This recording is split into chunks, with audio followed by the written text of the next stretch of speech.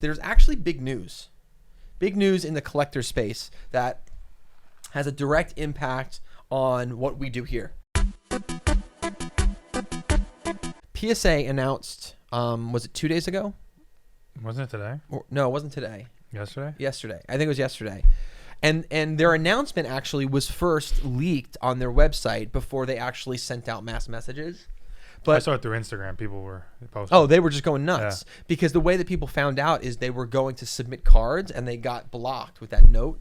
But PSA has announced that they have officially closed submissions for 97% of their categories. And the only thing is that they left open are like the high-end stuff, like the walk-ins and the other really expensive things. It's like $5,000 a card to submit, right? But 97% of submissions they've canceled until further notice. They didn't even give a date other than saying they hope to be able to open things up come this summer in like June or July. That is crazy news. Yeah. So that says a few things. Number one, that their plan of doubling their prices is going to slow things down didn't work. People were apparently still ponying up that money.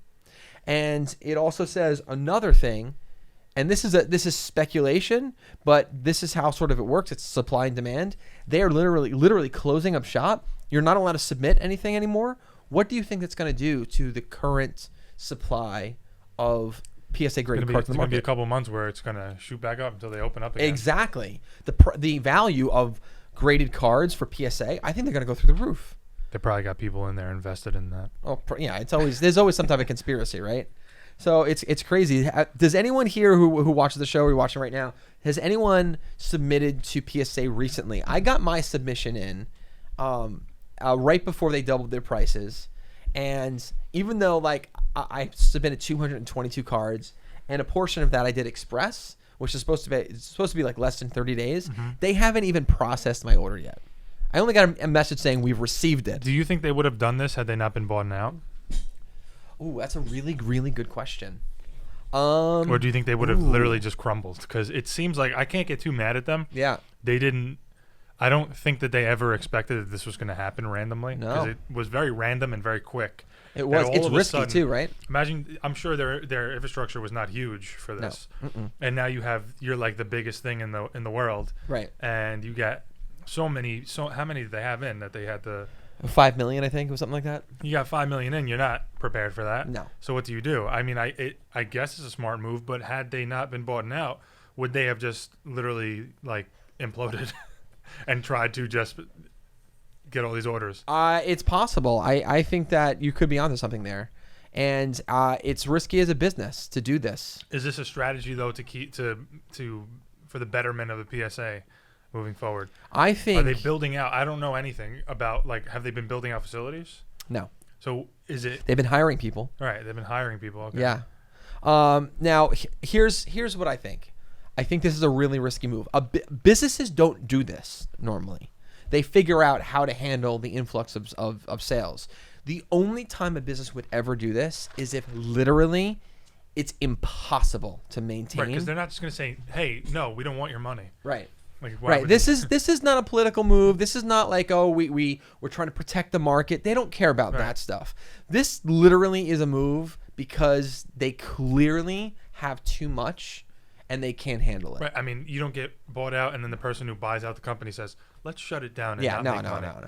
No. That's not happening at all. They probably stepped in. They were like, "This is a mess. Yeah. You guys were not built for this. They don't have much cards. Right. And we're gonna figure this out. We got to shut down for 3 months." Right. They clearly don't have the right infrastructure. So I don't think that they're just going to close the submissions and then just try to catch up. I think this closure is they're trying to catch up. Also, I think like what you're alluding to, there's something in the works for infrastructure wise. I bet you they're looking to build another facility, train probably a lot more people to handle that influx. I even heard. Now, this is not official from PSA or any other collectible market other than the fan community, really.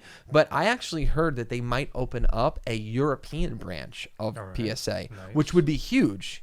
Right now, there's one. It's really just one location out in California, and so that would be absolutely huge if they did that. But this is a big move. So PSA prices for cards that are already graded on the market, I see them going up right away. I also see other grading companies making a play right now. Doing like definitely. I wouldn't be surprised if over the next like I'm talking about short like 3 weeks we hear something crazy by Beckett, CGC, GMA, SGC, like all of those. I wouldn't be surprised if we hear something Can crazy. the Pokemon company buy one of them, or is that a conflict of interest? No, listen, they could buy whatever they want. A government could come in and maybe sort of like say no. I'm wondering though, like, would the government come in for something like that? No, not at all. No? No, not at all. I'm surprised they haven't tried to buy PSA, honestly. Yeah, I don't think there's interest there. After this, maybe not until this point. There was no need. Yeah, but I feel don't like know. this just they could just make bank off their own cards. Yeah, listen, I've never read their P&L sheets, right? So, but I don't know where their primary revenue streams are. But even though the collectors market talk about Pokemon trading cards, I actually don't think that's their primary source of revenue for them. For Pokemon, For Pokemon, the Pokemon company? I bet you their primary Games revenue and games, television, licensing. Mm-hmm. You know, so they've got massive licensing, well, contracts. Think about it. The Pokemon cards, they don't go with the market where now these cards are worth so much that they jack their prices up. Their prices are steady, and then it's the resale. Yeah. They're not making any of that, so you're probably right. Right. They're not making $500,000 off of a Charizard. No. From 1999, they made $20, and well, right, yeah, right. So that's what I mean. So we can't get confused by what's happening in the collector market and think that Pokemon is really into that. They're not. Do you think when they open back up, the prices will go back to normal, or are they going to stay double? You know, I had someone ask me that, and hold on, someone said, "Oh, isn't Beckett backed up also?" Beckett is also backed up, not to the level of PSA. Now they will. However, exactly, because they're second in line. Beckett is going to see an overnight influx. I wouldn't be surprised if it's name too. So they do. They do have a cooler name. I wouldn't be surprised if they like get double the amount of submissions next week. Definitely. You know. So yeah, this is.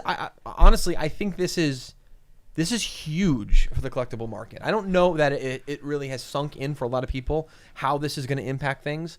We're talking about the number one grading service in the world just shut things down. We should open up our own.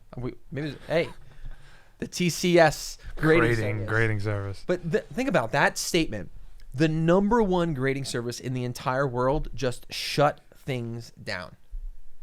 When we know based on the height, because the CEO last week I was watching a live video that he put out. The CEO said that the 2 weeks before, they received 500,000 cards. Did he look stressed?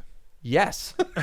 But what he said didn't match his demeanor. What he said was, things are fine. We're just really thankful for the success. Right. You know, whatever. We're so thankful. We're going to take new a break. staff. And then all of a sudden, a week later, they make that announcement. Yeah. I don't know. So this is... they're still going to be operating. Yeah. This is a major disruptor to the industry.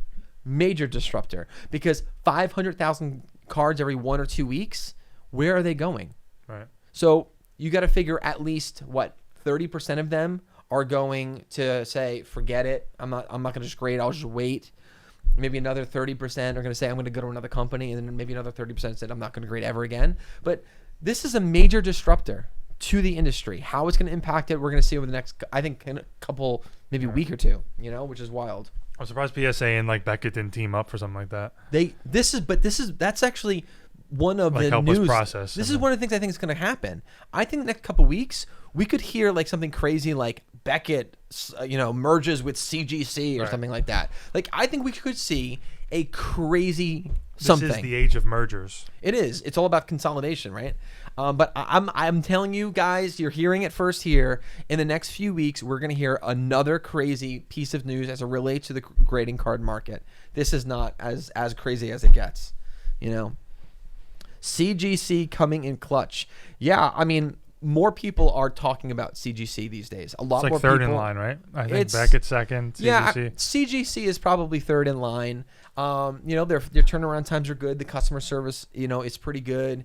They hurt themselves sometimes because they'll misgrade some things, or they'll take cards on a grade that they shouldn't. Right. I remember there was recently a card that they took on to grade. They graded it, and it ended up being a known stolen card from Pokemon that's worth a tremendous amount of money. And it was one of the original prototypes for, I think it's Blastoise, made in 1997. What? Yeah, and they didn't. And it was a prototype printing. The back of it is Magic the Gathering, and the front, and so it's just this known card that someone an insider thinks stole it. PSA rejected it. Beckett rejected it, and CGC said, "Yeah, we'll grade it." And so they were under a little bit of heat for that. Yeah. But here is their moment to shine. And Right, but it's also hard. Like once the pop culture, everyone knows PSA. Yeah. It's like hard for them to yeah, get to that level. You know? yep, yeah, absolutely.